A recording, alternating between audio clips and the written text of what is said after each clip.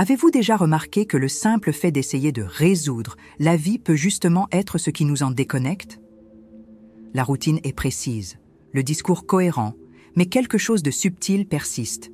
Une contraction, une fatigue qui ne disparaît pas. Le corps le ressent, l'esprit réclame. Carl Jung appelait cet état l'identification à l'ego adapté. Le taoïsme le décrit comme une résistance au Tao. Nous vivons comme si tout dépendait du contrôle. Mais l'excès d'intention révèle en réalité la peur. Et la peur, dans cette perspective, est l'absence d'écoute de notre propre nature. Voici la chaîne Solstice. Ici, nous analysons les expériences humaines à travers la psychologie analytique et la philosophie taoïste. Si vous cherchez à comprendre les mécanismes invisibles derrière les décisions, les émotions et les schémas répétitifs, cette chaîne est faite pour vous. Chaque vidéo est une étude, une enquête sur les structures qui façonnent le comportement et déforment la perception. Nous pensons l'esprit comme un langage, et le langage comme un miroir de la réalité intérieure. Vivez-vous vraiment à partir de votre essence, ou obéissez-vous simplement à des structures héritées? Cette question est inconfortable, mais nécessaire. Carl Jung a montré que la persona, lorsqu'elle est absolutisée, devient une prison. Le taoïsme dit la même chose.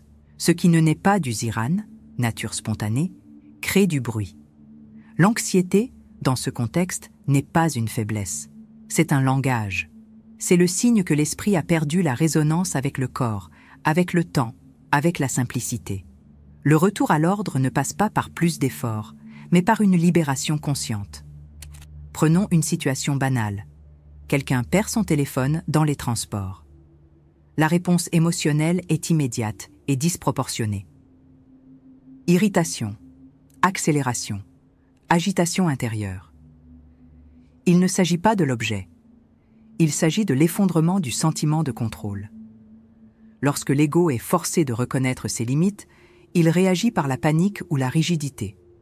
C'est ce point de rupture que la philosophie peut aborder comme outil pratique. Le taoïsme enseigne, là où il y a rigidité, il y a éloignement du Tao. Jung complète. L'ego qui s'acharne à contrôler paralyse le mouvement de l'âme. La culture actuelle renforce ce schéma dès l'enfance. C'est un système basé sur l'évaluation constante, l'idéal de performance et le rejet de la pause. C'est pourquoi l'anxiété est devenue un langage collectif. L'Organisation mondiale de la santé montre une augmentation constante des troubles anxieux chez les adultes et les jeunes. La cause ne réside pas uniquement dans l'esprit individuel, mais dans un modèle qui rejette l'abandon comme forme d'intelligence. C'est là que la philosophie orientale apporte une contribution essentielle. Elle réintroduit le principe de non-intervention comme chemin légitime. Quand l'ego se tait, le Tao se manifeste. Ce n'est pas une doctrine, c'est une observation. Jung a appelé ce moment la reddition symbolique. Dans le taoïsme, c'est le retour au Wu, le vide fertile d'où émerge le réel. L'action qui ne contraint pas, qui ne force pas, possède sa propre puissance. Ce n'est pas de l'inaction, c'est la maturité de l'écoute. C'est ce que nous appelons la confiance, non pas dans la certitude d'un résultat, mais dans l'ordre intérieur qui guide sans rigidité. Le corps se détend, le temps ralentit et le mouvement de la vie redevient perceptible. Si cette perspective vous a parlé, pensez à vous abonner à la chaîne et à liker cette vidéo. Ces contenus demandent du temps, de la recherche et de la synthèse. Si cela résonne pour vous, avancez avec nous. L'objectif n'est pas le résultat, mais le réalignement. En 1959, Carl Jung a été interviewé par la BBC. On lui a demandé s'il croyait en Dieu. Sa réponse fut précise. « Je n'ai pas besoin de croire. Je sais. » Cette phrase a provoqué un malaise, des débats, des doutes. Que savait-il exactement? Pour l'esprit commun, la foi est une croyance. Pour Jung, il s'agissait d'une expérience directe. Ce moment a marqué un tournant dans la manière dont la spiritualité fut perçue par la psychologie occidentale. Non pas comme un dogme, mais comme une donnée intérieure vérifiable. Il ne parlait pas de religion. Il parlait de la présence vivante de quelque chose de plus grand que l'ego. L'exposition publique de cette phrase a eu un impact parce qu'elle défiait la logique cartésienne dominante. Il était impossible d'ignorer ce qu'elle impliquait, la réalité du soi comme instance directrice, indépendante de la volonté rationnelle. Jung y avait accédé non par la théorie, mais en traversant ses propres abîmes. Rêves, visions, effondrements intérieurs. Il a rapporté des moments où sa psyché s'est étendue au-delà de l'identité personnelle. Des expériences que Stanislav Grof reconnaîtrait plus tard comme des états transpersonnels légitimes. Dans l'une de ses expériences les plus connues, Jung a décrit être sorti de son corps, observant la Terre depuis l'espace lors d'un infarctus en 1944. Il a ressenti une clarté totale, un soulagement face à la fragmentation de la vie quotidienne. Mais il a aussi senti que, s'il allait plus loin, il ne pourrait pas revenir. C'est alors qu'il fut rappelé, avec la nouvelle de l'hospitalisation de son assistante. Ce souvenir n'a pas été interprété comme une fantaisie, mais comme un point de rupture, une expérience de conscience élargie. Grof appellerait cela une émergence spirituelle. Ces expériences ne sont pas réservées aux grands penseurs. Des personnes ordinaires rapportent des moments similaires. Une pause soudaine, une vision symbolique, une rupture avec le temps linéaire. Dans des contextes de crise, de perte ou de fracture identitaire, ces vécus émergent. Le problème, c'est que sans un langage approprié, ils sont étiquetés comme pathologiques ou tout simplement ignorés. La psychologie transpersonnelle travaille à intégrer ces expériences comme valides, voire essentielles au processus d'individuation. Sans cette reconnaissance, le sujet reste exilé de sa propre profondeur. La tension naît lorsque ces expériences entrent en conflit avec la structure rationnelle de l'ego. L'élan spontané est rejeté, le symbole est nié. Le retour au contrôle s'impose. Le résultat, c'est la déconnexion. Le taoïsme soulignait déjà que plus on essaie de forcer, plus on déforme. Le Yu-Wei est ce geste subtil de contrôle qui réprime l'intelligence organique de la psyché. Grof a identifié ce même mouvement chez les personnes qui résistent à l'émergence de contenus profonds. Au lieu de permettre le passage, elles tentent de maintenir la forme antérieure. L'ambiguïté est inévitable. Ce qui ressemble à un effondrement peut être un commencement. Ce qui surgit comme peur peut être un accès. La différence réside dans l'écoute. Dans le taoïsme, le retour au vide fertile précède toute clarté. Jung parlait de la fonction transcendante comme de l'intégration des opposés, un espace où l'ego et l'inconscient négocient une nouvelle synthèse. Grof disait que seuls traversent ceux qui ne cherchent pas à fuir. Toute expérience profonde exige un point de reddition. Et seul se rend celui qui ne supporte plus la rigidité de l'ancienne forme. L'âme prévient avant de rompre. Les situations limites n'impliquent donc pas toujours une tragédie ou des événements grandioses. Très souvent, elles sont minimes.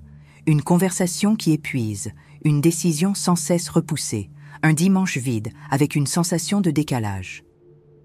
Ce sont des moments où le sujet perçoit qu'un élément essentiel est désaligné sans savoir le nommer. En termes jungiens, c'est le début d'une constellation psychique. Quelque chose de l'inconscient commence à émerger et réclame une écoute. Dans le taoïsme, c'est l'instant précis où le flux du Tao tente de se manifester, mais rencontre une résistance. La plupart des gens répondent à cette sensation par de la rationalisation ou de la distraction. Des comportements automatiques surgissent, consommation, agitation, répétition de schémas. Ce sont des mécanismes de défense, mais au lieu de restaurer l'ordre intérieur, ils maintiennent le sujet prisonnier de la structure de l'ego.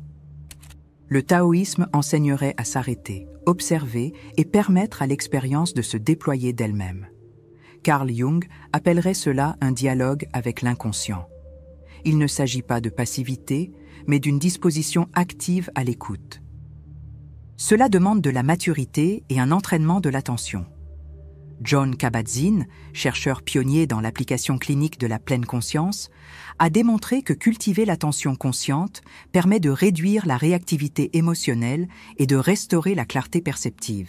La pratique n'est pas ésotérique, c'est une méthode. Elle consiste à observer sensations, pensées et émotions sans jugement, permettant au contenu subtil d'émerger sans que l'ego est à les réprimer ou à les interpréter immédiatement. Dans des situations de désorientation psychique, cela permet au corps de retrouver un ancrage interne. C'est le début de la réintégration. Un exemple pratique, en remarquant une anxiété ou une sensation de surcharge, interrompez l'action. Ne fuyez pas, ne résolvez pas, observez simplement l'impulsion au contrôle. Asseyez-vous pendant 2 minutes et portez attention à votre respiration. Observez aussi la pensée qui revient avec le plus d'insistance. Elle est un symptôme, pas la cause. Jung inviterait à chercher le symbole. Le taoïsme appellerait cela le non-mouvement. Cela crée une faille dans l'automatisme. Et cette faille permet à quelque chose de plus profond d'apparaître, un geste, un souvenir, une intuition. Cela modifie le cours intérieur de la journée. L'impact accumulé de ce geste est significatif.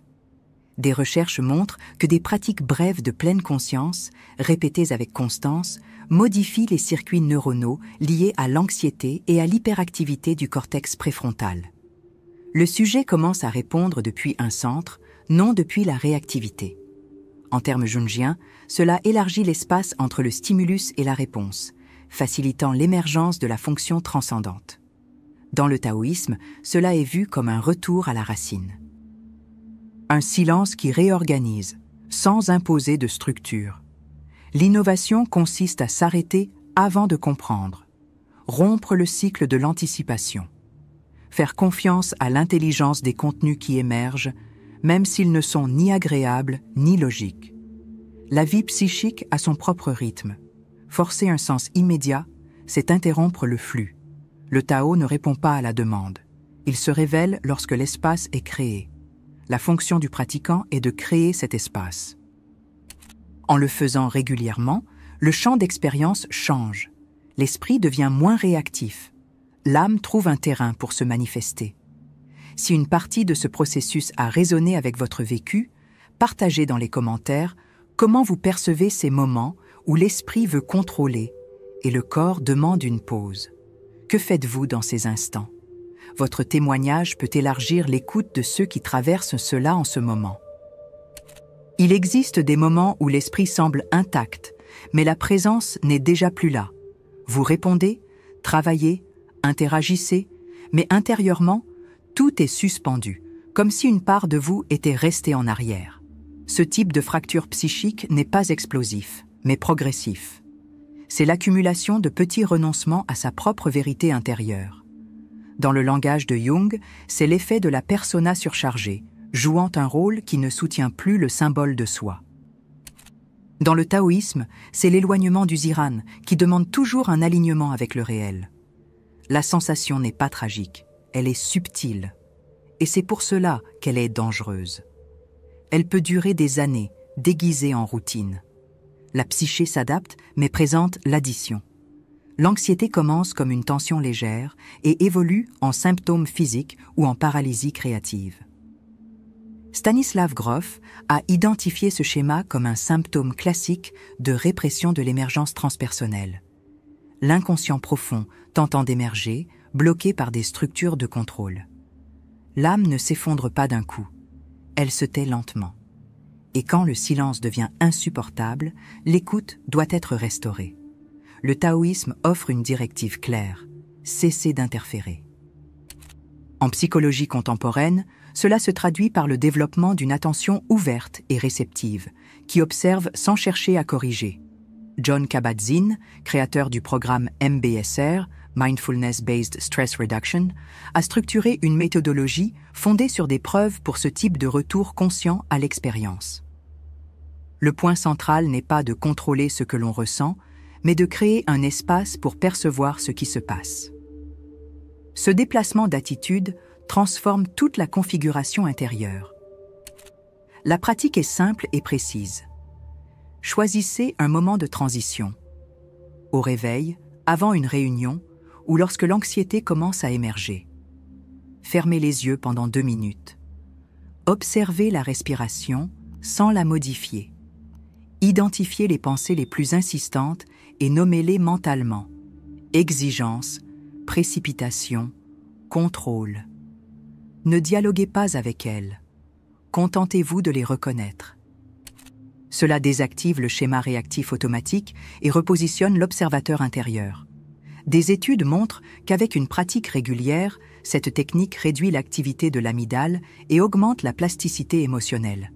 En répétant cette pratique, le sujet commence à prendre conscience du degré auquel il vit dans l'anticipation. Toute anticipation est une tentative de contrôle, et le contrôle est la principale source de tension, selon Jung et le Tao Te Ching. L'absence de contrôle n'est pas le chaos, mais un alignement avec le véritable flux des choses. L'anxiété se dissout lorsque le temps psychologique est suspendu. Le corps se met à jour. L'esprit ralentit. Le soi redevient une référence, non une idée. Cela ne demande pas de foi. Cela demande de la pratique. Et, avec le temps, la constance engendre la confiance. Cette confiance n'est pas une croyance abstraite, mais un effet secondaire du réalignement entre perception et présence. Lorsque le sujet commence à reconnaître ses automatismes, il gagne en choix. La psyché trouve un espace pour réorganiser le contenu inconscient et le symbole peut émerger comme guide. Jung disait qu'on ne guérit pas ce qu'on n'écoute pas. Le taoïsme affirme que ce qui est forcé ne se révèle pas. La guérison, dans cette perspective, est la conséquence d'une écoute raffinée, et cela ne se produit que dans la suspension du contrôle. La question n'est pas ce que vous ressentez, mais où cela s'organise dans la structure que vous soutenez quotidiennement. Identifier le point où le geste se sépare de l'essence ne demande pas d'exposition émotionnelle. Cela demande une attention affinée au langage avec lequel vous habitez le monde. Ce déplacement peut se situer dans un schéma de parole, dans une répétition de décision ou dans un silence fonctionnel qui dissimule un excès de forme. Si quelque chose dans cette vidéo a réorganisé votre perception de vous-même, partagez en commentaire quelle structure, comportement, pensée ou habitude vous avez reconnu comme dissonante. Le désalignement entre l'action et l'essence se reconnaît par des signes objectifs. Perte d'intérêt pour des activités auparavant significatives, sentiment d'utilité dissocié du sens et chronicisation d'états d'alerte sans menace concrète. Martin Seligman, dans la psychologie positive, nomme cet état un usage déformé des forces de signature, des vertus personnelles opérant hors de leur contexte, générant de l'épuisement au lieu de l'engagement. L'âme entre en retrait lorsque les actions ne correspondent plus aux structures internes de valeur. Dans le taoïsme, cette condition est un éloignement du ziran, l'ordre spontané de l'être, compromis par l'excès d'intention. Sur le plan cognitif, le sujet internalise des schémas d'action orientés par des exigences extérieures. Ce système de référence fonctionne comme un filtre automatique. La valeur d'une action est mesurée par son acceptation sociale ou par sa prévisibilité. Selon le modèle PERMA de Seligman, cela compromet deux dimensions fondamentales du bien-être, l'engagement et l'accomplissement authentique. Dans le Tao Te Ching, Laozi met en garde contre l'excès d'interférence Yu Wei, qui, appliqué au plan mental, se manifeste par des tentatives constantes de contrôler le sens. L'expérience cesse d'être vécue pour devenir administrée.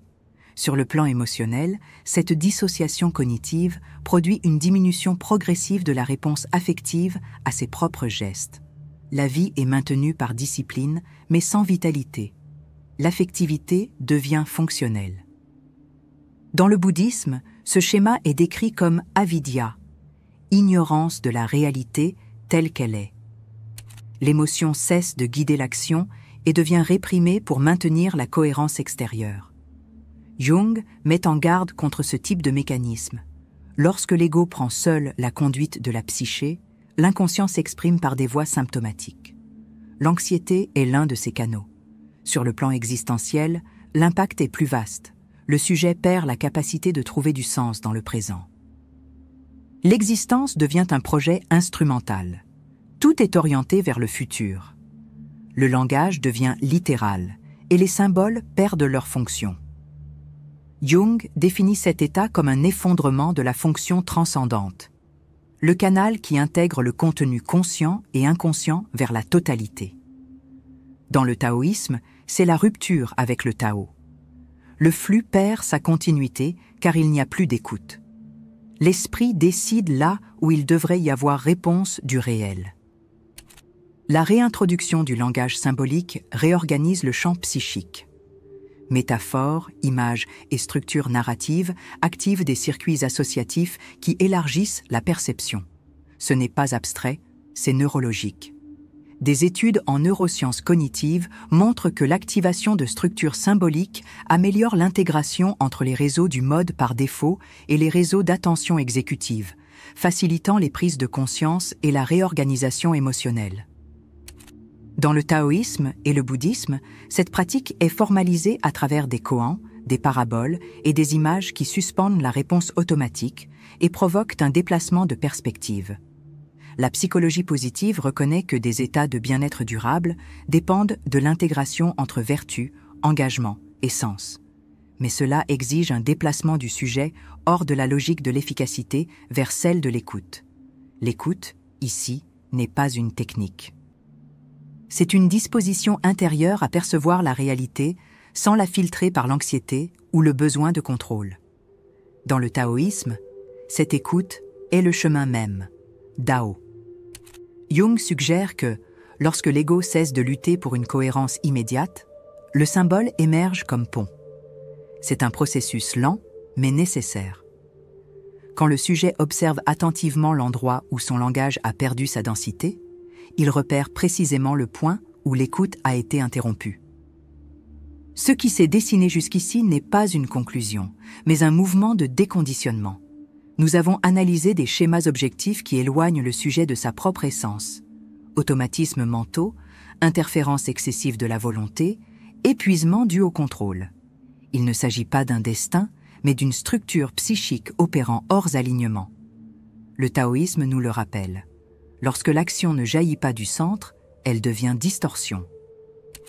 Jung confirme. Plus l'ego tente de diriger, plus l'âme se retire. Faire taire ce conflit demande une écoute précise, non un effort accru.